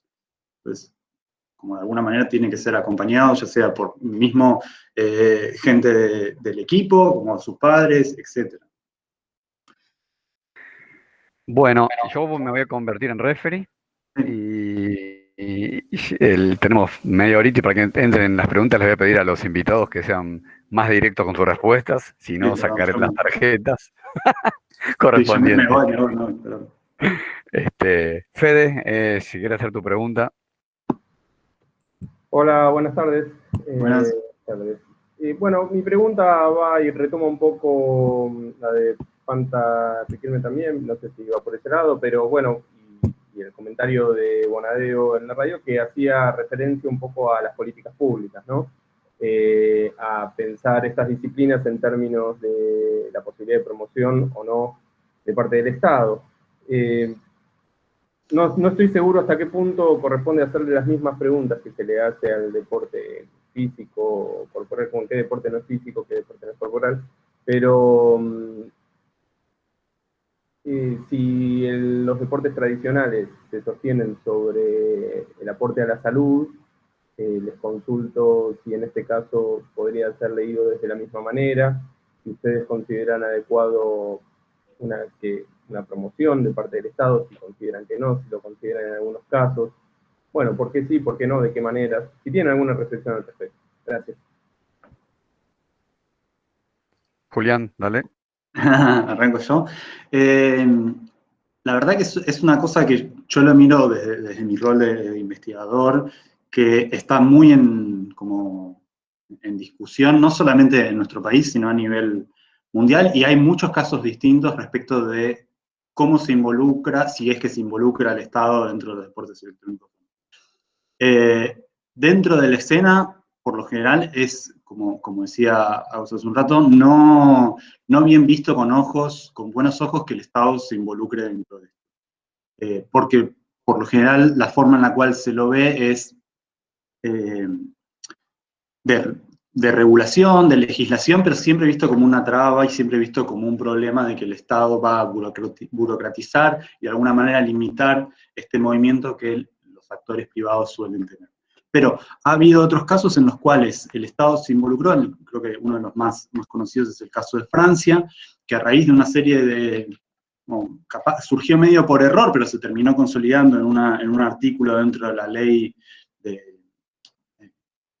el rey de la República Digital, creo que se llama la ley francesa, terminó de alguna manera reconociendo esto como actividad y estableciendo algunas regulaciones respecto de, la participación de menores de edad, a partir de qué edad lo pueden hacer, a partir de qué edad requieren el aval de los padres, cómo es la cuestión de los premios, cómo se tienen que registrar para eso, pero es una cosa que en España se está dando esta discusión, hubo algún que otro proyecto de ley, ahí Agustín está mostrando un libro que específicamente trata 4 o 5 casos respecto de esto, de cómo es la legislación de los distintos países o cómo fueron los intentos de legislación en los distintos países respecto de esta actividad. Yo creo que es algo que hoy por hoy genera un interés de parte del Estado porque ve que hay gente involucrada, porque ve que mueve muchísimo dinero, pero todavía no se sabe muy bien cómo, porque hace un par de años, 2017, hubo un proyecto de reconocimiento de los eSports como deporte en la Argentina, que fue bastante controversial, mucha de la comunidad estaba en contra, mucha de la comunidad no estaba participando activamente de ese proyecto, entonces medio que estaba casi... era inviable desde el vamos, pero la idea de ahí era meterlo dentro de la estructura deportiva nacional, que ya sabemos que tiene como muchos problemas en términos de, cómo se maneja. No quiero llegar al punto de, como dice Bonadeo, si esto es tongo o tilinguería, pero la idea del Estado de meterlo dentro, sabiendo que, no sé, los jugadores de la selección argentina de handball no viven de jugar handball. Entonces, meterlo dentro de esa estructura para los deportes electrónicos nos van a meter un montón de burocracia sin darnos ningún tipo de beneficio. Si eso el día de mañana adquiere otra forma y es una cuestión más de acompañamiento, es una cuestión más de capaz que esto no vaya en contra de los derechos de los jugadores o de los participantes, ahí me parece que podría tener otro tenor. Y sobre todo como, Agus seguí formando parte de DEVA. Cuando DEVA habla de los juegos bonaerenses, estamos hablando de una unión en cuestiones privadas y cuestiones del Estado. Agustín, sí. ¿alguna reflexión? Sí, en realidad DEVA es una asociación nacional sin fines de lucro, así que también sería pública en ese sentido. Y sí, es una vinculación con el Estado, una de las pocas que tenemos en el país, por suerte. Es en el espacio de lo que son los juegos bonaerenses que se vienen desarrollando hace unos 28 años, si no me equivoco. Hace 4 que se incluyeron los eSports como disciplina. De hecho, se pueden anotar en League of Legends, Clash Royale, FIFA y no me acuerdo cuál más. Creo que esas, ¿no? No más. Pero bueno, sí, el Estado de a poco se va queriendo meter. Yo creo que se están dando cuenta de las mismas cosas que se dieron cuenta ya las empresas, que es una oportunidad única para poder conectar con un público joven al que no llegaron de otra forma. Así que, creo que una de las patas por donde pueden llegar a meterse es a través de los juegos bonaerenses y las competencias que las organiza DEVA, de hecho. Desde el lado de lo legal, bueno, iría un poco por lo que dice Juli, como tratar de no cercenar, sino de brindar más derechos a los que ya forman parte de la industria. Por el lado de la aplicación en sí misma, como parte de lo que sería un apoyo, parte de una estructura ya un poco más formal, habría que ver la aplicación. Yo creo que debe ser bastante compleja. Si hay que aplicarla, yo lo haría desde el alto rendimiento para abajo, ¿sí? Arrancando por fases. Necesariamente tendría que ser una cuestión de hasta de inversión, les diría. Tener PCs de alta gama no es barato, así que si van a invertir no sé, en el ENARD para poner 6 PC, 5 para el jugador y una para el coach, y bueno, arranquemos por ahí, después vemos cómo hacemos con lo social. Facundo Rosas, tenías una pregunta, ¿querés hacerla? Hola, ¿cómo andan? Sí, mi pregunta era más sobre, a partir del disparador de la charla, si son deportes o no, y cómo, bueno, y relacionarlo un poco con la violencia en general, y cómo, bueno, la disminución de la violencia a lo largo de la historia fue fundamental para el desarrollo de las prácticas deportivas. La pregunta sería, en los eSports, ¿de qué manera se presenta la violencia, si es que hay? ¿Y qué tipo de violencia? No hay.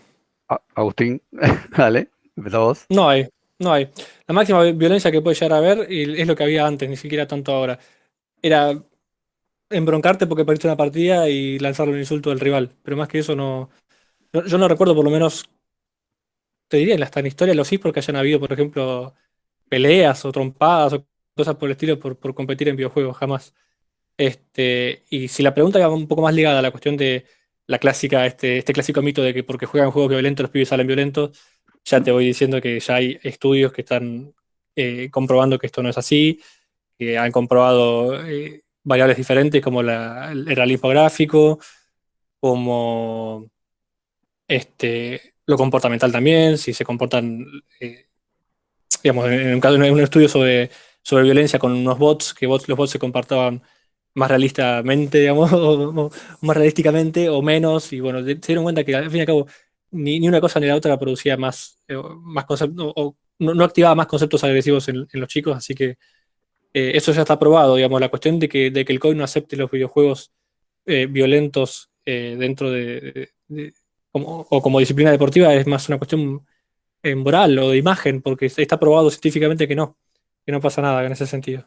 No, de hecho, si no, tendríamos que estar. Yo juego Counter-Strike que tengo 12 años, tendría que estar ahora a las trompadas con todo el mundo si eso fuese así. Bueno, supongo Facundo, quizá hablo sin saber, pero la pregunta de él fue media eliasiana, quien estamos en ciencias sociales, me dedicamos al tema, y que habíamos leído Norberto Elías, ya tenemos claro que lo que vos decís, Agustín, no es así. Digamos que justamente son procesos inversos, ¿no? A sociedades menos violentas, quizás jueguitos o juegos o prácticas que recrean eso sin daño. Julián, ¿querías hacer alguna reflexión? No, iba por ese lado, que, bueno, dentro de las disciplinas olímpicas, si menciono lo olímpico, mencionaban acá en los comentarios que, bueno, que si el Comité Olímpico tiene la última palabra para decir que algo es deporte, no, de ninguna manera. No es que porque lo diga el COI ya está escrito en piedra. Pero dentro de las disciplinas olímpicas está el tiro, está el boxeo, hay artes marciales, entonces hay una cuestión de, capaz directamente, violencia muy controlada, muy medida entre dos personas reales.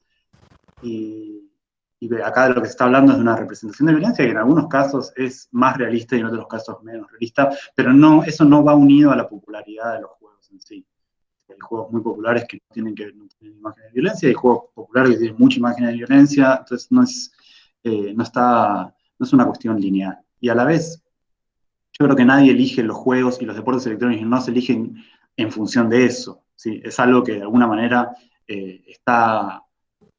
es como parte del contenido, pero no pasa en sí por la cuestión, ¿sí? Muchas veces, no sé, aún en el caso del Counter-Strike, que es de los más reconocidos y los que tienen más imagen de violencia, no se está pensando en cómo ser más violento, sino se está pensando en términos de estrategias, qué conviene, qué acciones, tácticas, va por otro lado, o sea, lo deportivo no pasa por la violencia, sino pasa por tratar de ganar. Aparte, si vamos al caso, hablando de violencia, perdón, que meto un bocadito. Si vamos a hablar de violencia, es 100 veces más violento el boxeo o el rugby que jugar al counter. Uy, no nos metamos en ese lío. Ana, sí, sí, sí. Las comparaciones son buenas, pero a veces son odiosas. Son odiosas. Matías Hernán Ciancio, ¿querías hacer tu pregunta?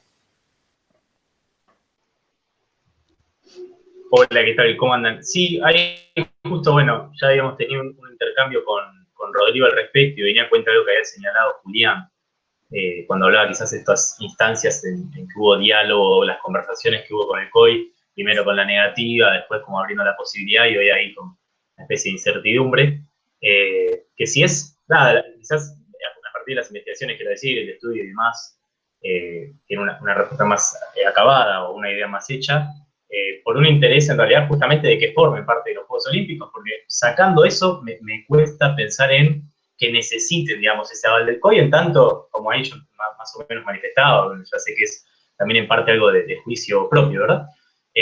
No lo necesita, digamos, o sea, el COI no tiene quizás la potestad para determinar qué es o qué no es deporte, y menos de algo que ya está apropiado por la sociedad, ¿no? Ya es una práctica popular y masiva. Sí, no hay una necesidad, esto creo que lo mencionaba Agus también, bueno, no hay una necesidad de la escena de los deportes electrónicos de que esto sea reconocido como deporte, más allá de alguna manera legitimar una actividad, que se legitima con otras cosas, que se legitima con la gente, que se legitima con la práctica, pero que de alguna manera todavía está esta idea, estos preconceptos, estas ideas negativas que hay respecto de los videojuegos, y que lo vemos en el discurso de Bonadeo. O sea, esa idea desde el sentido, las ideas desde el sentido común que hay respecto de los videojuegos están. De alguna manera, una bendición del COI serviría para, de alguna manera, allanar todo ese camino. Pero no es necesario. Yo creo que podría seguir esto como está a lo largo de años y se allanaría solo con la misma participación de la gente, ¿no? Parece que, y a la vez, creo que en este contexto de cuarentena y de pandemia a nivel internacional, se vio que, bueno, hay un montón de prácticas que se pueden realizar a través de lo virtual y que, de alguna manera, eso permite un vínculo, permite, como de alguna manera, mantener algo de contacto que de otra manera no sería posible. Pienso, no sé, Bonadeo en un momento dice, ¿qué lo voy a hacer en el link de mi casa, la competición? Y por ahí debe estar laburando, sí. Debería estar haciendo el programa desde el link de su casa. Entonces, y uno de los casos que tuvo muchísimo crecimiento en este contexto fue los simuladores de carreras, el sim racing. Pero, ¿por qué? Porque hubo muchos de los corredores que pasaron esa modalidad a transmitirse jugando en simuladores y se empezaron a transmitir el NASCAR, todo el circuito de NASCAR de Estados Unidos. Yo la verdad no tengo ni idea, pero fue como una cosa sumamente importante. Entonces, y a la vez, como que, no sé, el COI se plantea como una institución súper válida, tiene muchos años de trayectoria, pero no deje de ser una institución con cierta historia, a pesar de que la palabra olímpico, como le dé esta cosa así de trayectoria, me parece que viniese desde los griegos, bueno, es una institución más. Y eso es medio como la posición actual de los deportes electrónicos. Bueno, si les gusta bien y si no les gusta, seguiremos en la nuestra. ¿Vos, Agustín, querías plantear algo o no? No, totalmente de acuerdo con lo que dice Juli. Las instituciones las hacen personas. Rodrigo, ¿vos querías hacer alguna reflexión o pregunta?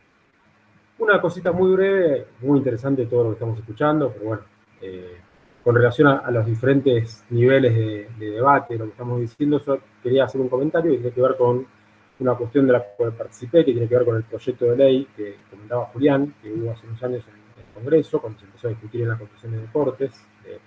Y es interesante, ¿no? Porque Julián dice, bueno, desde los actores de los deportes electrónicos había posiciones distintas. Bueno, yo puedo contar lo que pasó desde el otro lado, del lado, digamos, de las políticas públicas. Y lo interesante, justamente, me parece de comentar es que el proyecto no prosperó por varias cuestiones, las cuales hay una o dos que no puedo comentar acá, que tienen que ver más con cuestiones políticas o de diputados que lo impulsaban, me interesan, pero lo interesante es que los argumentos realmente para no tratar el proyecto tenían que ver con que no es el Estado quien da reconocimiento a algo para que sea Estado o no sea Estado. Es decir, no hay una ley del fútbol, no hay una ley del básquet, no hay una ley del handball que lo regule, Por lo tanto, no, digamos, no estamos discutiendo si los deportes electrónicos son deportes, sino lo que estamos discutiendo es que el Estado no tiene que hacer una ley para los deportes electrónicos. Puede hacer una ley para las condiciones o las cuestiones que tienen que ver con la salud u otras dimensiones que son afectadas por un deporte. Eso sí, pero no una ley que regula el deporte, ¿no? Y de hecho, con este argumento, más allá de todas las discusiones que hubo, el proyecto no avanzó en su tratamiento legislativo. Sí, quedó en la Comisión de Deportes, hasta donde sé, ahí ese fue el último intercambio. Que muchas de las objeciones que hubo en la comisión, básicamente porque a mí me invitaron para conversar y exponer respecto, capaz de lo que estamos viendo hoy, ¿no? El aspecto más social de los deportes electrónicos, y básicamente mi idea era presentar que no es un grupo de 5 loquitos que se juntan a jugar, sino que es algo un poquito más grande. Las objeciones venían por este lado, de lo mismo que plantea Bonadeo, la cuestión del sobrepeso, la cuestión de la adicción, la cuestión de la violencia, y sobre todo porque, bueno, el proyecto tuvo un inconveniente muy grande, que es desde el primer borrador, que fue lo que capaz se difundió, planteaba qué juegos iban a ser reconocidos como deporte electrónico y cuáles no, y todos los que no tenían imágenes de crueldad o violencia hacia la figura humana no iban a ser reconocidos. Lo cual es dejar el 90% de los juegos afuera, no sé si es un porcentaje ficticio, pero una gran parte, o por lo menos 2 de los más populares. Entonces, esto ya generó una reacción de la comunidad respecto de, che, bueno, para esto no lo hagan.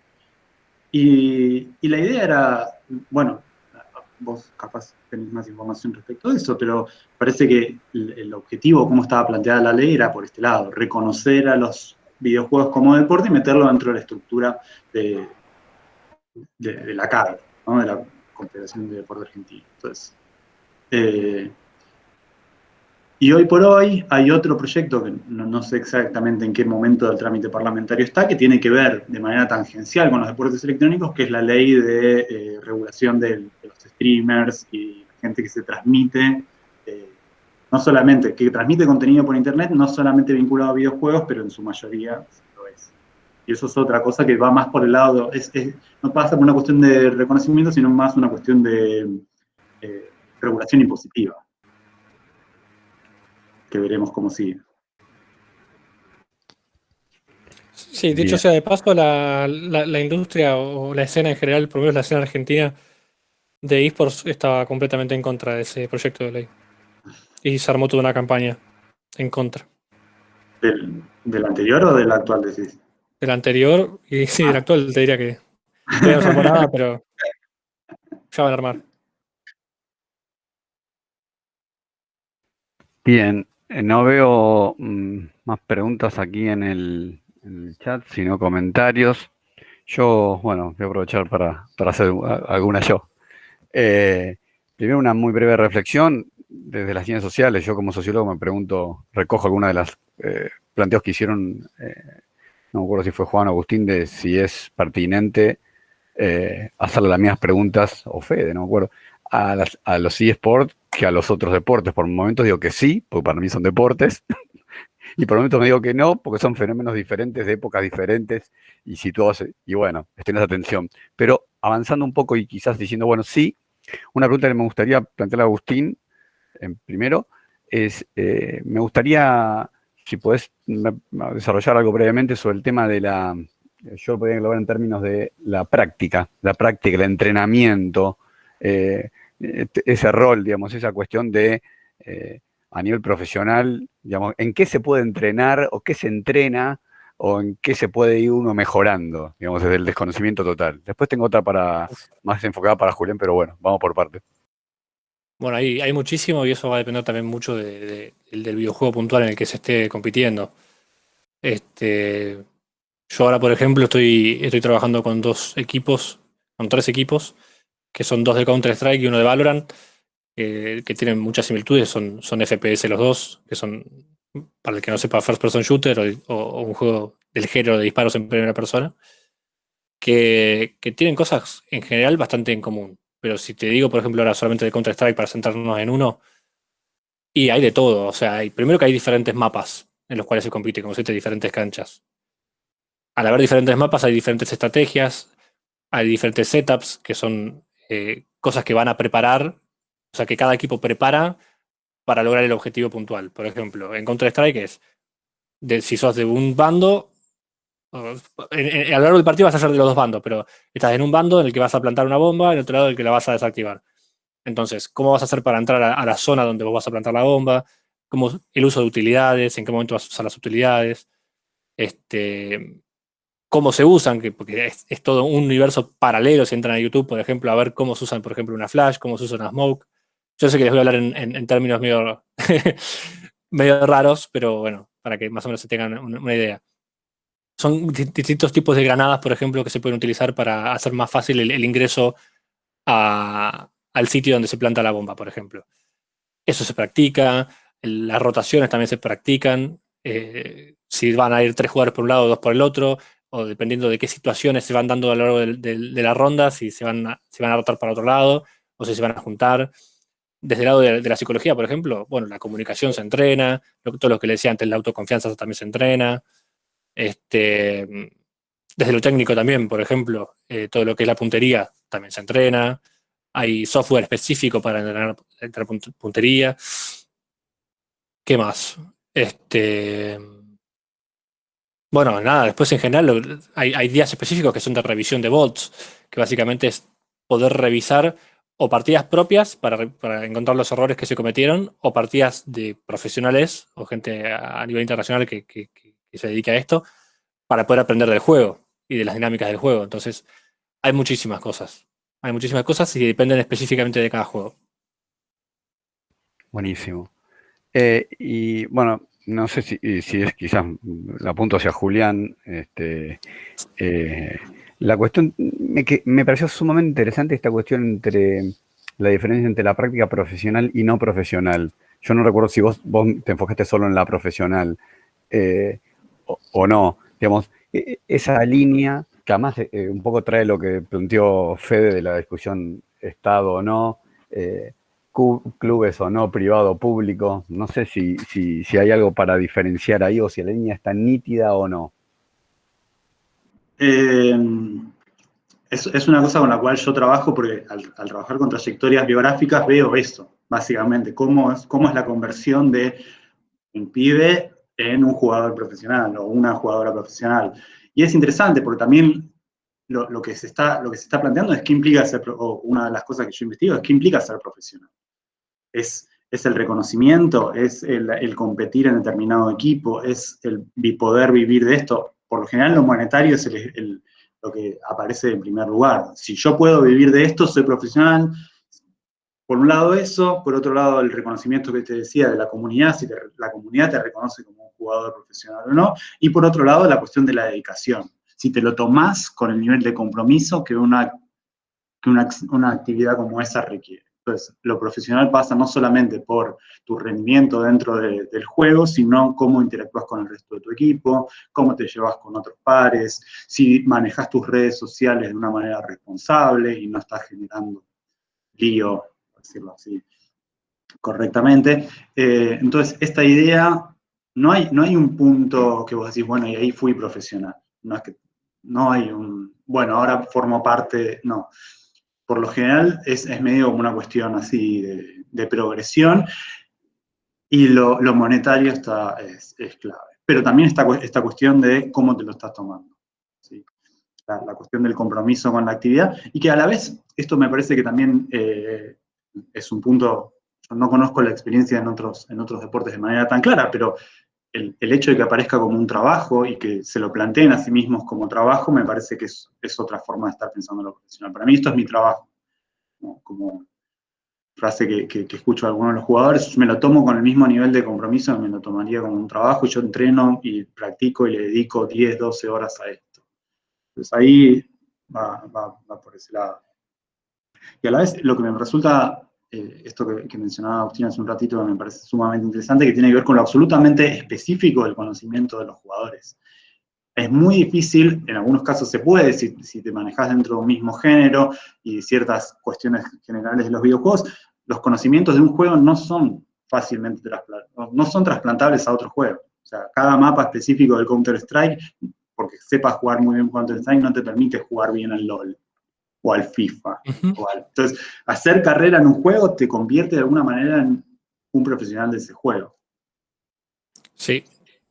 Que a la vez también, esto es otro punto de comparación, yo estoy como siempre pensando en puntos de comparación con otros deportes. Las trayectorias de los jugadores son muy parecidas. Los jugadores que ya ven que no pueden dedicarle o reaccionar con la misma capacidad que hacían hace unos años, se vuelcan hacia otras formas de estar dentro de la escena, similares a las que suceden en el fútbol. Son entrenadores, son analistas, forman parte de los equipos a un nivel más gerencial. Entonces, las trayectorias de los jugadores son muy similares. Y las narrativas que se construyen son muy similares, ¿no? De esta cuestión de el rendimiento y el honor por competir y los colores de la camiseta y todo eso son cosas que hacen, que cuando uno las escucha y dice, espera, si me corro de un lado de que están jugando videojuegos, estamos hablando de un deporte como cualquier otro. Bien, bueno, faltan 10 minutos, estamos en tiempo de descuento y vamos a darle la palabra a Juan Manuel Herbecha, que como exfutbolista debe saber muy bien lo que es estar en tiempo de descuento.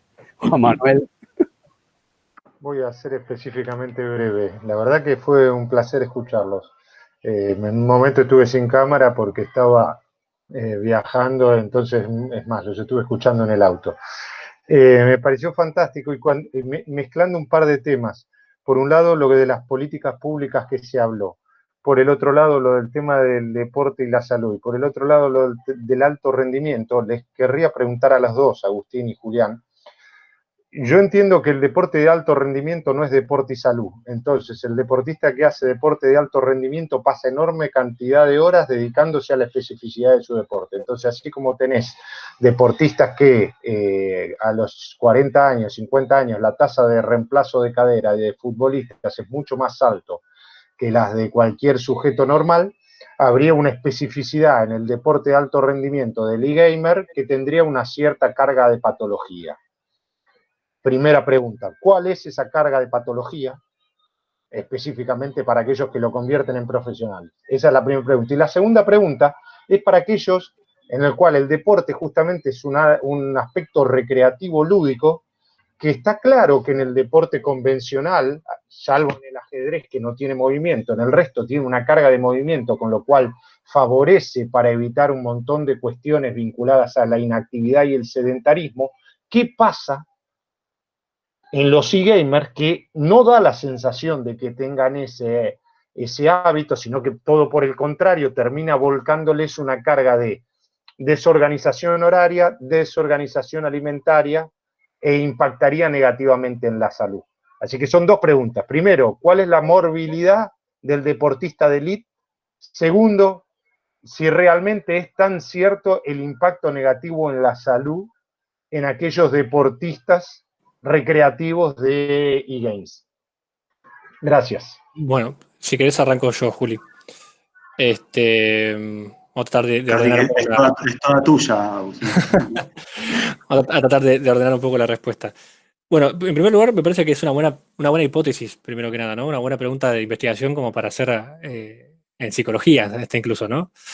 Estará bueno poder ver. Lo que pasa es que, claro, a día de hoy todavía no tenemos datos certeros, pero porque no hay un competidor de 40 años que lleve 20 o 30 años en la industria. O no que se haya pasado todo ese tiempo compitiendo a nivel de alto rendimiento. Entonces, es un tema. Lo que sí suele haber mucho es, y esto sí, como comorbilidad, no tanto a nivel físico, como bien decías, porque la actividad física en los esports es muy, muy bajita, pero sí se dan muchos casos de burnout. Sí, casos de jugadores que se queman, que entre lo que son los ritmos de competición y de entrenamiento y las horas que le dedican, no tienen casi a veces espacios de esparcimiento, a veces no. De hecho, hasta me ha pasado a mí de ver jugadores míos que terminan de entrenar y se ponen a jugar un lobby. Un lobby es básicamente seguir jugando a Counter-Strike, pero de modo como divertido. y vos decís, pero correte de ahí, hace otra cosa, porque si no te vas a quemar el cerebro. Y bueno, eso son una de las cosas que más pasan. De hecho, el último caso, bueno, lo voy a nombrar, pero no sé si sirve de algo, pero uno de los casos más famosos fue el caso de Straka, un jugador de Counter-Strike bastante famoso, que en el 2016 llegó a la semifinal del Mundial y después dejó de competir. Bueno, ahora volvió más o menos como más tranqui con algunos amigos, pero pero dejó de competir por años y es por esto, ¿no? Entonces, por eso también es tan importante para mí el trabajo de un psicólogo deportivo que pueda trabajar desde el lado de la prevención para que estas cosas no pasen. Y después hay como una pequeña corrección, si se quiere, o comentario, que en general los equipos de mayor rendimiento, los más reconocidos a nivel mundial, cuentan con una estructura de entrenamiento que incluye también el entrenamiento físico. ¿Sí? Que también cuentan con sus nutricionistas, que también tienen mucho cuidado con el tema del sueño. Yo ahora, por ejemplo, estoy en algunas tratativas, esta es una novedad que les tiro, para empezar a laburar con una empresa británica que tiene estudios hechos con, ¿cómo se dice? Me sale wearables, con dispositivos de monitoreo, básicamente, fisiológico, que te mide, por ejemplo, el sueño, el estrés, el ritmo cardíaco, presión de la sangre, oxígeno en sangre, un montón de cosas que nos sirven como para poder evaluar este tipo de cuestiones y minimizar los riesgos que vos bien me estabas marcando antes. Así que, bueno, eso es un poco la respuesta. Si vos, Juli, querés agregar algo.